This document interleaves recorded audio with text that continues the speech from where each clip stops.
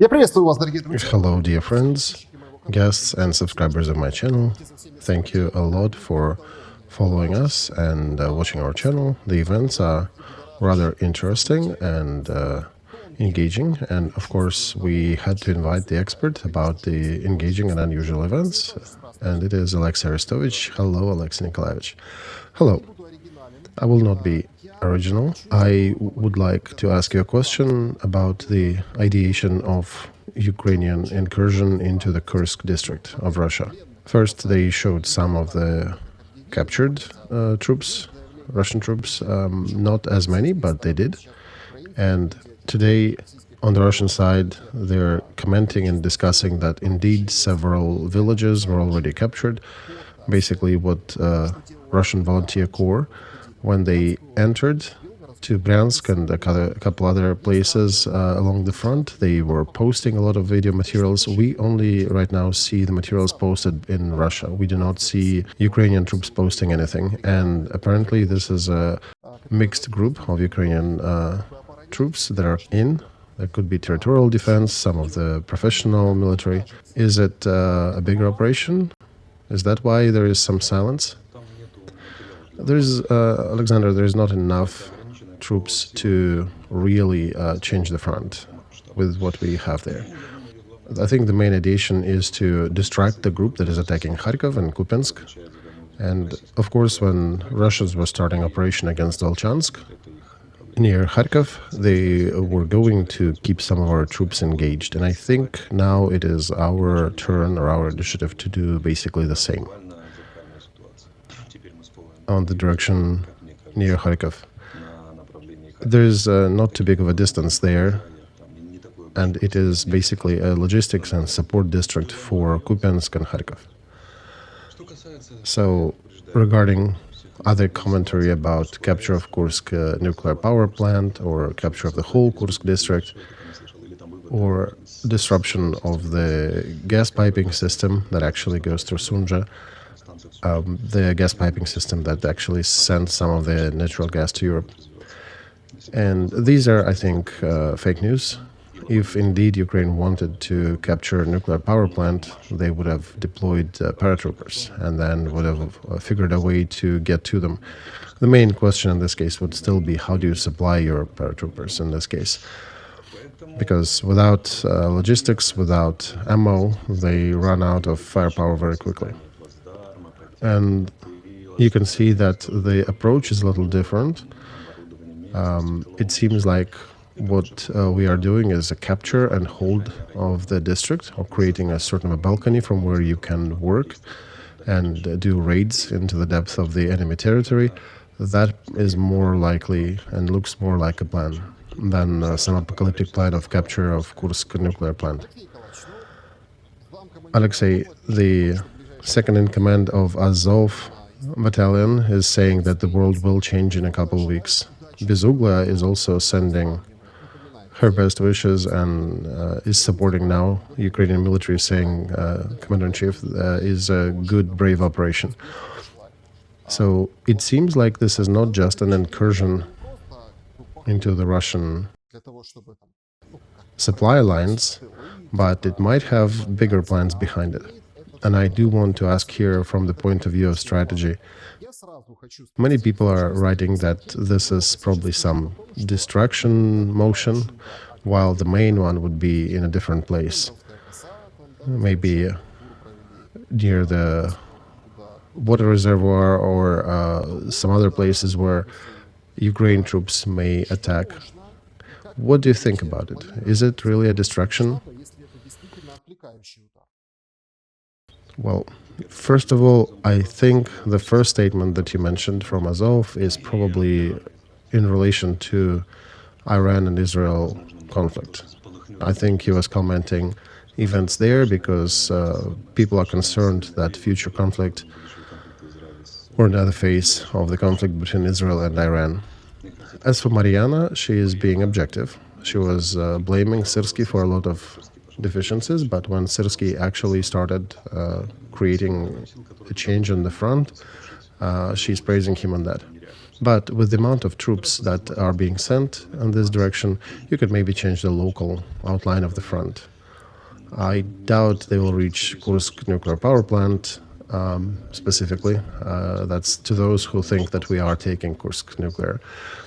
So that's it. As for destruction, frankly, knowing the state of reserves and Ukrainian Armed Forces, it would be too optimistic to expect a second attack, a second direction of attack somewhere.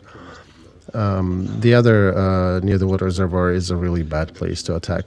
Paratroopers, maybe you can send them there, but again, supply will be difficult. And in order to change something there, you'd need to send 3 times what we sent to Kursk. So, very unlikely. I think on our front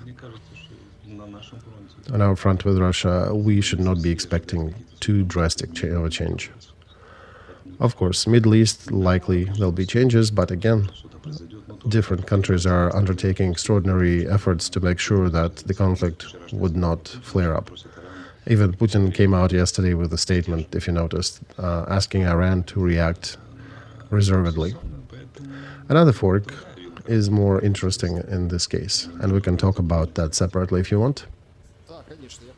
Sure. I'd rather, finishing and concluding the topic of Kursk district, our Congressman Goncharenko is saying that Putin may now declare war against Ukraine and laughing about it. But I think this should not be treated so sarcastically, because for Putin it might be an excuse to declare the war, official war against Ukraine, because look, our country is in danger, NATO arms are attacking our troops and our logistics, let's join, unite, and stand against it. Do you think there is a risk of such a level of escalation? Will Russia officially declare war on Ukraine? Well, Alex, this is not about the legal terms and creating a motive. They have motive for quite a while already. But since 1945, there were hundreds of conflicts around the world, but only one of them was called a war. Because since 1945, there is international law which the moment somebody declares war is automatically applying a lot of sanctions and implies everybody to resist, to engage that militant. And that's why countries are avoiding the term of war. So Putin is definitely avoiding naming it war. And the Global South also doesn't like it, so Putin cannot afford himself to call it a war. Then the other countries would have more difficulties to continue supporting him, those that do currently. And even if you imagine, okay, they declare official war, they need to find troops. They may be able to draft a lot of infantry, but where do you find commanders? And where do you find rifles? Where do you find machine guns? Where do you find equipment, armor? Oh, I was expecting you, Alexei, to dive into that. Thank you. What about us? Can we? We are continuing the draft as well, and we're starting to put them where? Well, Alex, we are conducting the draft, and we are just plugging the holes that appeared during the months of fighting when we were not drafting much. In Russia, they continue to pay money to their volunteers, and that provides them enough of a stream to feed the front with more troops. But even there, the prices are going to some 2 million rubles, pretty exorbitant rates now, and people are getting more and more surprised by that. How far can it go? On our side, Zelensky did mention that we have accumulated 14 brigades somewhere, and we only had weapons and arms for 3. So I can suspect maybe we have 11 somewhere, still training. But that's why we do not need to continue drafting more, because we already have some in this case that we're just missing equipment for. And that's the problem on both sides. There is nothing to arm additional reserves with. And okay, if Putin turns to nation and says the words about war, perhaps it will bring some troops to the front. But will they be able to convert those recruits to the actual fighting power on the front? That's a big question. They have a plan to create additional 50 to 100,000 troops for the front by autumn, and they are going through taking off the equipment from conservation, getting additional support from North Korea. But if you notice, these plans were initially actual for the beginning of summer, when in winter they were declaring that. In spring they were talking about the end of summer. Now they're saying that they will have that closer to winter, available for the front. But the fact that the date was moved 3 times means that they have difficulties gathering enough resources to fight. And the main thing here is that Putin probably doesn't have physical capability to create his troops. It's not about his decisiveness or political statements. It's about the real hardware, the real logistics, the real armor. So if you declare it war, not war, add more motivation, that won't change things much. Well, I do want you to express your opinion about my question. Would Putin need to increase the degree of this war to escalate, perhaps to address the possibility of using nuclear arms against Ukraine? And again, I'm thinking, why go into all that to have only maybe Kamala at the end of the election race? And she's a vice president under Biden now, right? So she might actually support Ukraine and do something, disrupt the political activity of her competitor and say, listen, we are successful in Ukraine. We are helping them. Because I do not understand how we, having issues alongside the whole front line, can afford ourselves to open another front, another hotspot, and basically extend the length of the current front. And that's what we are doing, not even Russia. Well, okay, Alex, technically, opening a new front, we're creating issues for Russia. Plus, they do not have reserves in this direction. This is the backstage for a couple other army groups they use nearby. So this is generally a good move. But as for exchange, for example, and Putin's political actions, the fact that they recently released some of the political hostages from Russia and exchanged them for some of the murderers that were being kept in prisons in Europe and elsewhere. So in this case, somebody can raise a question that, look, both Russia and Ukraine are now playing for Kamala in this case. And one can say that this could be a scenario. It's rationally plausible. We do not have facts saying it is not so. And we can say that operation has a separate military meaning. Perhaps there is some political weight to that. But I also heard other opinions that because of the escalation in the Middle East, United States are starting to forget about Ukraine. So that was maybe an effort to bring Ukraine back into the world news. We will see how that develops. As for Kamala or Democrats at large, do they need another reason to solve the problem, another reason to de-escalate this war? That's a big question. Because even without incursion into Kursk district, they could have resolved an issue on the front. They could have put a situation in a much better phase and basically supply Ukraine and lead to a sooner conclusion of military action. But this is not how it works, apparently. And Kamala, in this case, would have been a peacekeeper, and Ukraine would not have needed to incur into Russian proper territory. So I would have separated that theory. Right. Middle East is definitely one of the hottest topics everywhere. Very heated situation there. Different things may happen there. A lot of things may continue happening in Ukraine, but most of the world will be still looking at a possible attack of Iran onto Israel. Do you think that may literally distract the situation, the attention of people from Ukraine to Middle East? And all of a sudden we have saying that Putin, nuclear strike, Putin, but in reality it's more likely maybe that Middle East will have the use of nukes. Well, let's start, Alex, from the real facts. So far, Iran was refraining from direct engagement with Israel. They prefer to fight through Hezbollah, through Hussites and the others. Right now, Iran is promising some grandiose answer, but it seems to me that, first of all, themselves, Iranians, do not want a full-scale war. So they will try to avoid that. They might do one time or maybe even several day strike on Israel, but that's probably it. That's one. Second, Americans are exerting humongous effort to de-escalate Middle East, and that's what Putin is playing on, by the way.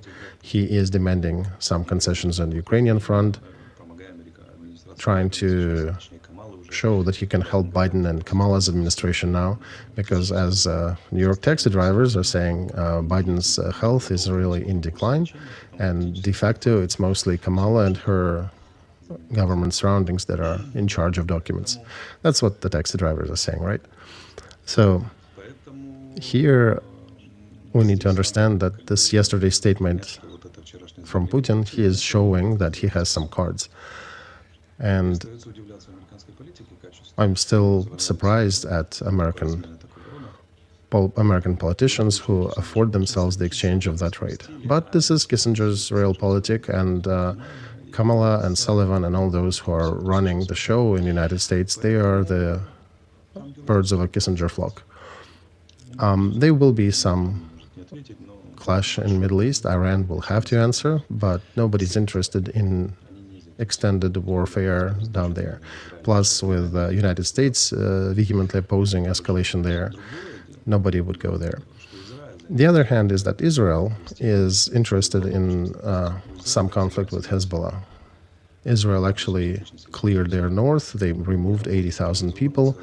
There is some borderline activity happening alongside the border with Lebanon and Hezbollah. So for Israel, the cleaning of that territory from Hezbollah, the elimination of Hezbollah potential, this is indeed a topic number one.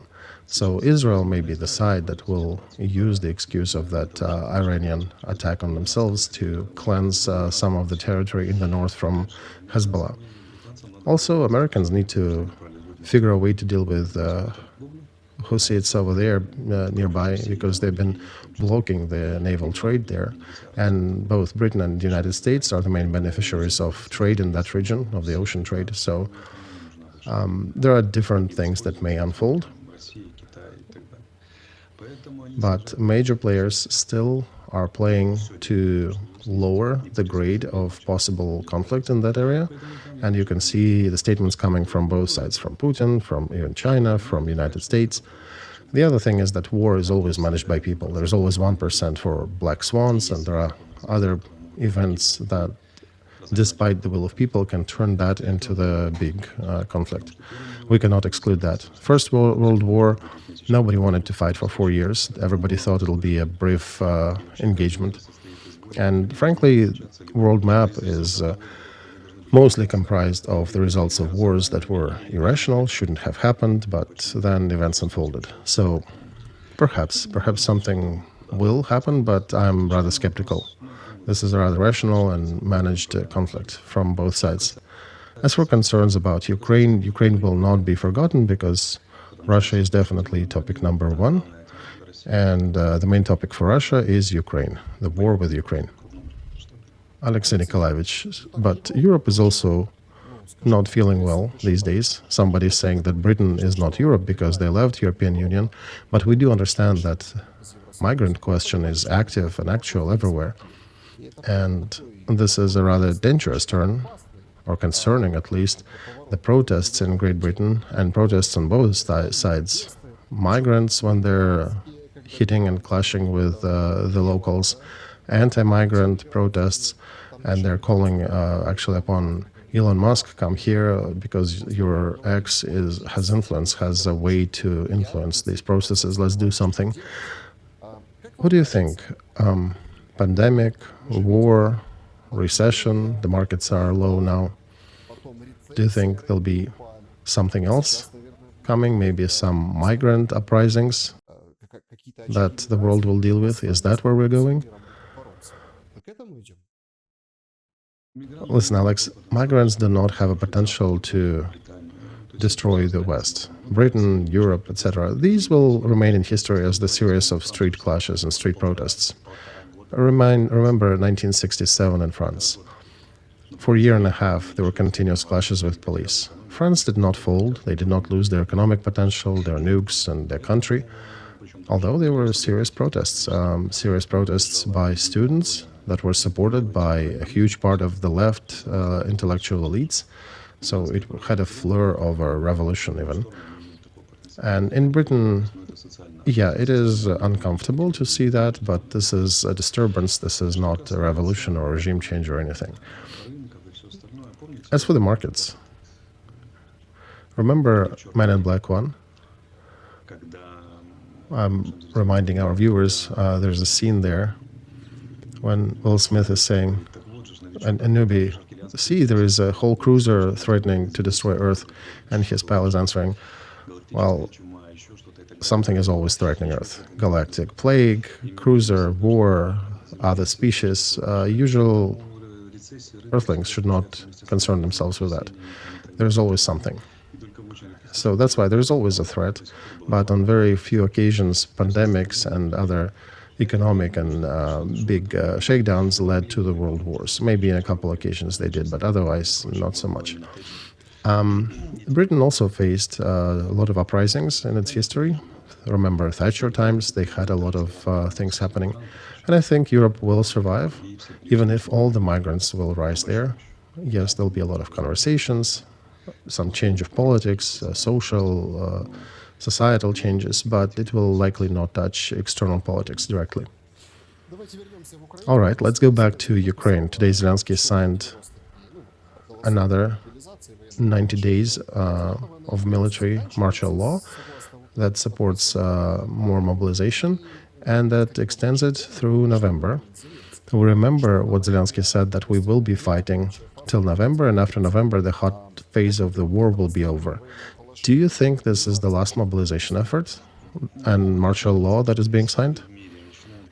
Well, Alex, all these forces in the world, starting with China, Russia and United States and now Zelensky, are actually preparing for peace talks in November. He was pushing it further. He was saying that peace plan would be ready by the end of November. There were a lot of speculations. I was the author of one of them. I was saying that he is pushing it towards November with the plan that could be outlined in a week, literally. And I suspect he's hoping the Democrats maybe have a chance of winning in the United States, because for him it's easier to deal with them than with Trump. But this is just hypothesis. We'll see what happens in reality. But another problem is, okay, we start peace talks. Imagine everybody is at the table. We invited Russia. We even said that we are ready to talk to Russia while their troops on our territory. So all this stuff that was absolutely enraging for some layers of our society that only Arestovych allowed himself to talk about. But who can guarantee that these talks will end up in the success? Because negotiations do not imply that negotiations will be successful. For example, I was the participant of Istanbul agreements, and did we sign anything? What did it end with? Nothing, right? So there are no guarantees. The only good news there is that there is a rational decision on the international level to freeze this war one way or another. Will they be able to achieve that? That's a larger question. But it's good that on the global frame, the decision was made already. However, the wars remain to be not fully controlled by people. There is always a chance for black swans or a chance that sides will not be able to come to an agreement. But overall, it's a good sign for Ukraine that there is a global decision to freeze the war. Oh, you mean not to stop it, but to just freeze? Right, to just go for a ceasefire. And we'll see what happens after. Usually in modern warfare, and that's a bad news for us, that starting since 1945, whenever the ceasefire date is announced, that's when the hottest phase of war starts on the front. Because the logic is simple. Both sides want to get better cards for the table to discuss. So, if there is a decision that on the 26th of October, the fire will be seized and there'll be no continuous action, but then on the 24th and 25th, everything blows up and there's such a massacre that hasn't happened throughout the whole time of war before that. So this is what we likely will be facing in the months and some time leading to that ceasefire. Like, look at our incursion into Kursk, and I think that August, September October, even some of November, will be times of very hardened, very fiery actions on both sides to create better positions for negotiations. All right. There is a whole section from different discussions. On my channel, I interview different people, a discussion about the Peace Party. People's Deputy Shevchenko, in one of my streams on air, was saying that there is a party of war with Zelensky at the helm, there is a party of capitulation with you, Arestovych, at the helm, and there is a party of peace, which does not have a leader, and it is mostly a societal phenomenon rather than the official party or group, and it doesn't have a leader, but it soon will find itself a leader. What do you think about classification of Ukrainian moods in such fashion, and what do you think about starting the peace party as such? Oh, I can tell you, Alex, where this narrative is coming from. People's Deputy Shevchenko likes to talk. And he talks probably a lot with the taxi drivers in Kiev. And they're definitely telling him that the party of peace is Budanov. And by the way, we should remind our viewers that Shevchenko is also the officer of the main Directorate of Military Intelligence, besides being a people's deputy. So I think he's conducting narratives that are coming from Budanov's vicinity. And of course, they're saying that Arestovych is the party of capitulation, but they're repeating all of my thesis without exception, and they're saying that they are the party of peace. I have a question then. How do you differentiate capitulants from the peace party if you're using the same thesis? And that's the main point. And the fact that they're saying that there is a peace party without defining it while attacking everybody else, that shows again their position. And I would ask President Zelensky to look towards the statements of Shevchenko and also figure out who's inspiring him to make these statements, because I think Zelensky may find a lot of interesting things if he digs a little deeper in this direction. Well, Alexey, you mentioned Budanov and the painting, Budanov and his favorite pet frog that was sold in some auction here at $6,000. Do you think Budanov can be a political figure? Well, you know, taxi drivers are saying so. The logic is simple, though. Shevchenko is an active officer. He is proud of that. He's reminding people of that. Do you think an officer can make independent statement? So we have two options. His higher-ups should have either restrained him or stay quiet, and that means that they are supporting him. Myself, as the head of what they said, capitulant party, I'm defining a problem for Zelensky and Andrei Yermak, the head of his administration, to give a thought about the statement of Shevchenko and try to figure out where is that statement coming from. I can guarantee they'll make a lot of interesting discoveries for themselves, such as Alexei. Well, okay, what else people are saying in Budanov's vicinity and the surroundings? Whom are they talking to? When are they doing that? A lot of interesting things there. All right, so about the peace party and readiness of Ukrainian society to communicate, to negotiate with Russia. Different polls are coming out, 50%, 40%. We can see that overall Ukrainians are supportive of negotiations. So Ukrainians would like to negotiate. Meantime, we're losing Donbass and incursion into the Kursk district. So what's the reason here, that trend that Ukrainians want to go to a ceasefire option and to negotiate? Do you think any party will use that as political move? Speaking of saddling that topic, first of all, you need Ukrainians to support your messaging. For example, I was saying about the need of a collective security system in Europe, because the basic scenarios for me would be that Russia would try to repeat this war somewhere around 2027, 2030, having prepared for that a little better. So it doesn't leave us too much time to prepare. It's just 3 years to 27.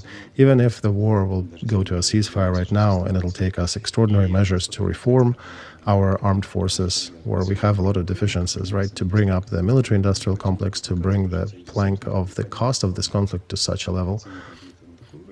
I think the only way for us to prevent this war is to bring it to such a high level that Russia would refuse from fighting this war, or prepare ourselves in such a fashion that it would cost dearly for Russia to start it. Do you think that's a capitulation? Most Ukrainians don't even want to listen about probability of the second war. That's why the narrative that I'm conducting is not conducive to settling this wave. Especially when media are cutting out snippets from my speeches, and they easily try to paint me as some supporter of Putin or funded by Abramovich, right? All these fakes. Now, let's talk about the Peace Party. Perhaps it is Shevchenko only who is talking about that. Maybe Budanov is not in charge. Maybe just one of his officers is just out there talking in front of the cameras. Right, and Budanov, meantime, is the political sciences major, right? Right. So, and this is the officer of the main intelligence directorate talking to media, talking to cameras, classifying Ukrainians and classifying different groups and flows in the country. Okay, imagine he leads the Peace Party. What is the main thesis of Peace Party? Let's strike peace with Russia, right? Well, the main point, as I see, is that both sides need to reach some compromise. Of course, both sides need to. What are the options? Compromise is always a decision to forfeit something on both sides. All right, for example, there is some decision made on both sides, and on the 1st of December 2024, nobody is fighting. How does the Party of Peace see the development of this situation later? And specifically, Congressman Shevchenko. Will there be a war in the end of the 20s? What do we do with the threat of the second war? Does he have a strategy for that? I think Shevchenko does have that, Alexey. Right, but what is he ready to tell Ukrainian people about it? And will he get support? Well, he'll probably be pushing the philosophy of central Ukraine, or everything ours until Dnieper. Right, so he's repeating my thesis verbatim. Then the question is, why am I a capitulant and he's a peace party? And who started that conversation earlier, and who will settle whom? So these are the questions that still remain to be addressed. And the head of the party of war, Zelensky, according to Shevchenko, is now also talking about peace. So all of a sudden we find three parties of peace, or three parties of capitulants, or whatever you call us, that start to fight for public opinion in Ukraine. But there's a nuance. Who will be signing peace treaty with Russia, or even a ceasefire? Zelensky will not, right, Alexey? Putin does not consider Zelensky to be a legitimate president. Zelensky can sign a ceasefire, and Putin will sign that. But as for peace treaty, Putin will refuse, most likely, to sign it with Zelensky. Definitely not Shevchenko and his team, congressmen, will not be signing that. And of course, Arestovych will not be signing that agreement either, because for that one needs to be the head of the Congress, right? So Arestovych did say that he is ready to do that. Well, Arestovych is ready, but Arestovych first needs to get enough political legitimacy to be able to do that. So most likely Zelensky will be signing that. The real signatory will be President Zelensky.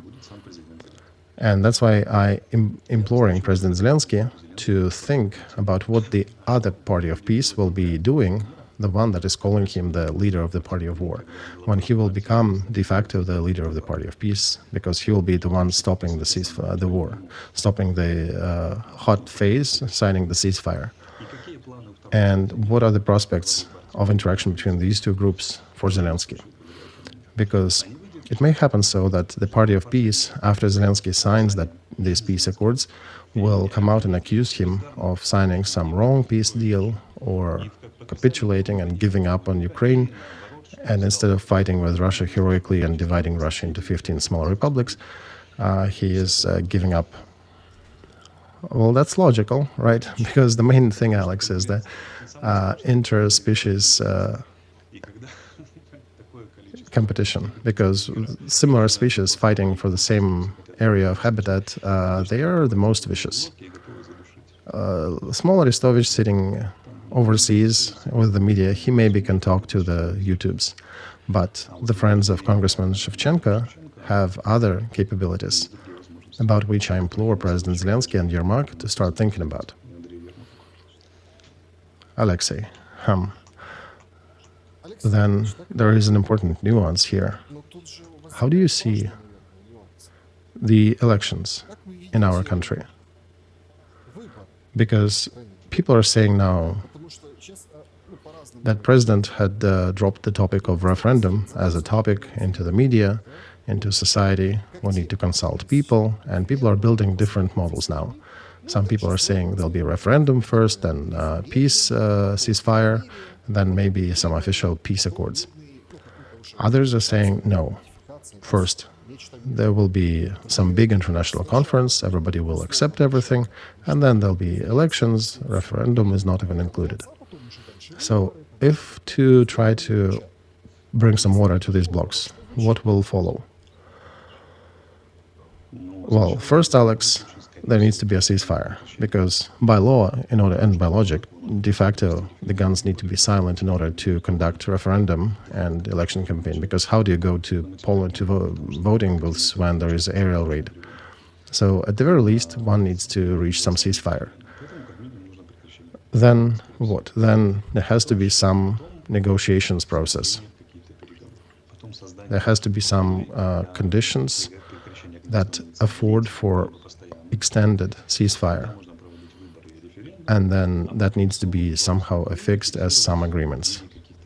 This is generally the logic of those who participate in this process, from United States to China, France, Russia, Ukraine, etc.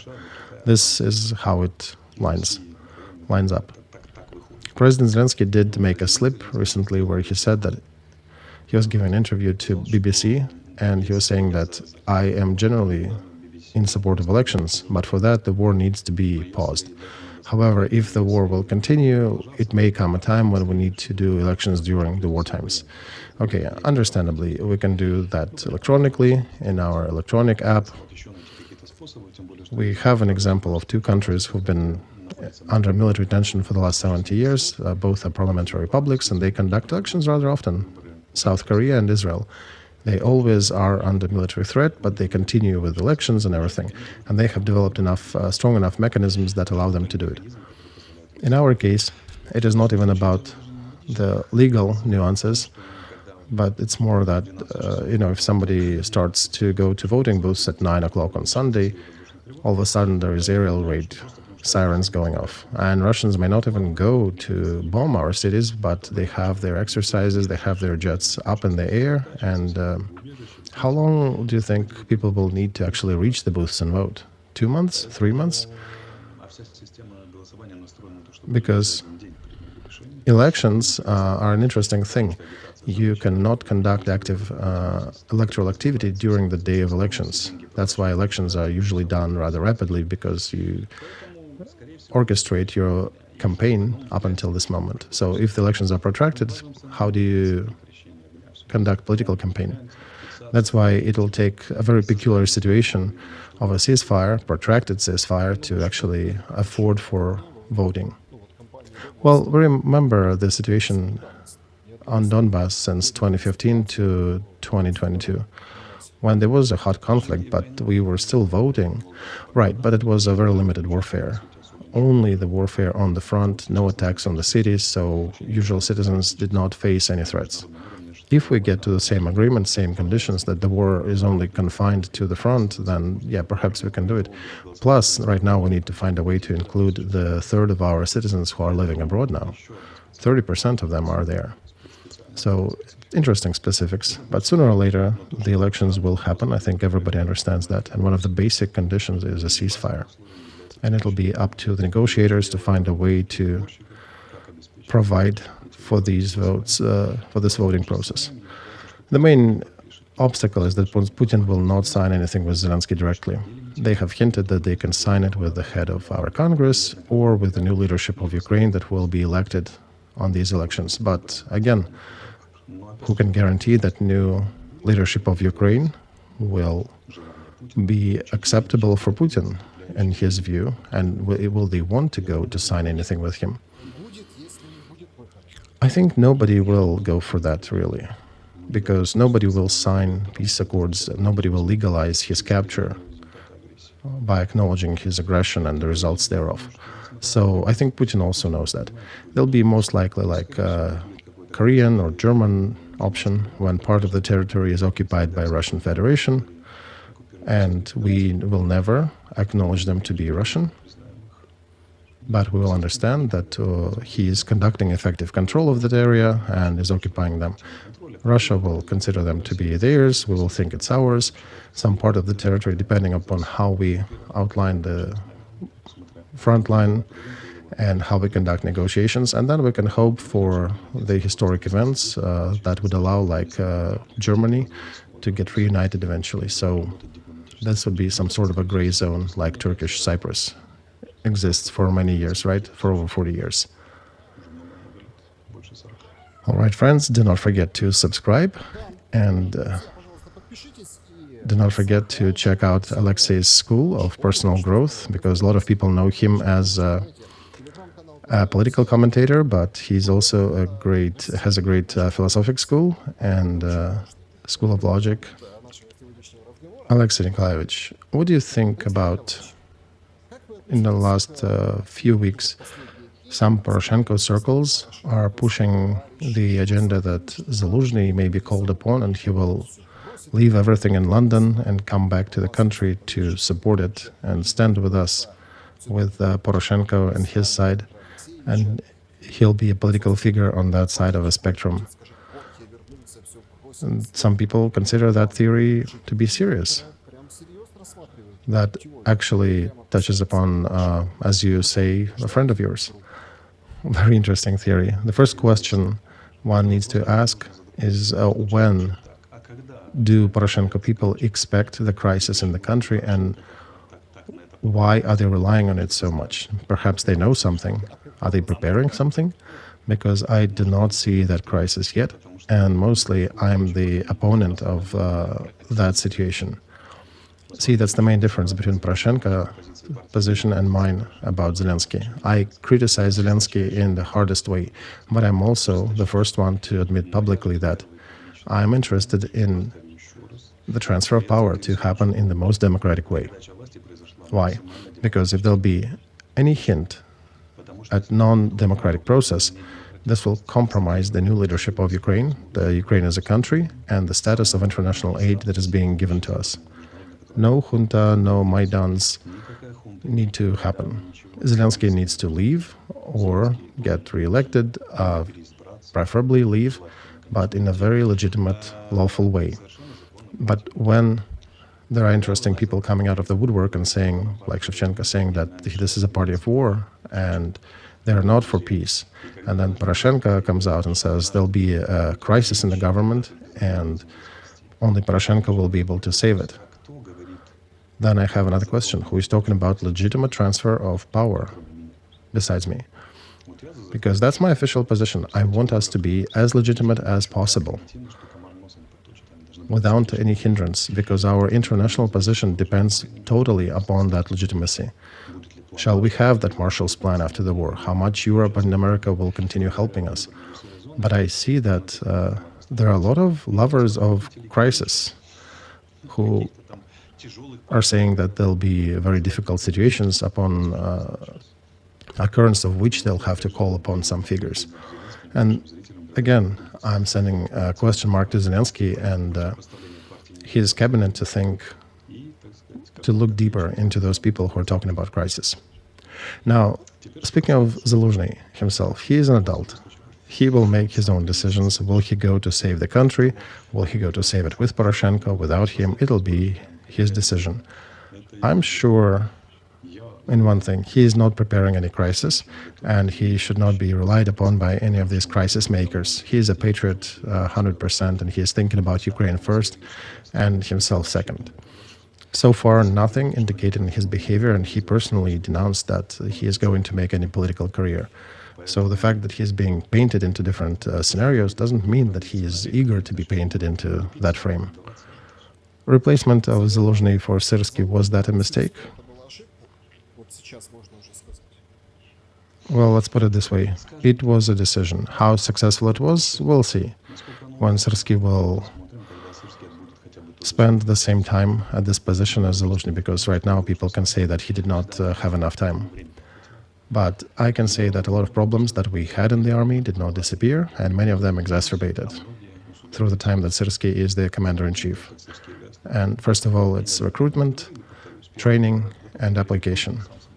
Negative cadre selection is a fact in our military, and the general mafia is a real thing that are resisting together to the lower layers of our military, and that creates a certain crackdown, certain tension cracks in the military force, to such a degree that some of the battalion commanders are openly criticizing generals like Sodal that they're butchers who are eager to waste Ukrainian people as a resource in the best of darkest of Russian style, and not treat people like European countries should. The conflict is real. It actually spilled onto the pages of media. The head of Azov battalion started a legal prosecution, legal action against Sodals, and there are more. That's real things that the leader of the party of war, right, Zelensky, needs to go and figure out, although he's avoiding that topic. And if you analyze the interviews given by Syrsky recently, they more and more sound like continuous whitewashing or explaining why he's making certain things. As for holding his status, and even Mariana noticed that Kursk incursion is an interesting project, but just one operation will likely not be able to bring his reputation back, to bring Syrsky's status back. The problem is the same, that they are treating soldiers as garbage too often. Even when Syrsky comes out and says that no, they are treating people like humans and valuing them, everybody in the armed forces know this is not so. A recent story with the 80th Brigade, when the commander was removed and his people came out to the media because, right, we understand they did not have any other option to bring the attention to that, to try to protect him. He was removed because he refused to send his troops to a failed task, to unattainable task, to capture a certain position, and he was removed. And then the government made him, a military leadership made certain generals lie about his removal, that he was promoted, that he was transferred. So that outlines the main issues with the Ukrainian military. We're saying things that are not so, and then we overpromise and use the blood of our soldiers to try to atone for these overpromises. And the situation is not changing for the better, just slowly going to worse. Recently, we've declared that there'll be lesser of a paperwork for company-level commanders, but it's been years. If you take that position and analyze all the reporting he needs to do, all the work that this position needs to do, it takes more hours a day than there are physically hours in a day. Even if a person will not eat and sleep and will not manage the fight, will not manage his detachment, will be only signing papers and doing the reporting, he already will run out of hours. And they continue throwing more and more work on them. So there are a lot of very hot topics in the military that are not being given enough attention and not being solved right now. And in military, it's very easy. The highest rank is the one responsible. Today, it is Syrsky. Thank you for listening to us today. We're back from vacation, so the streams will continue, and we appreciate your attention. Do not forget to click like and subscribe.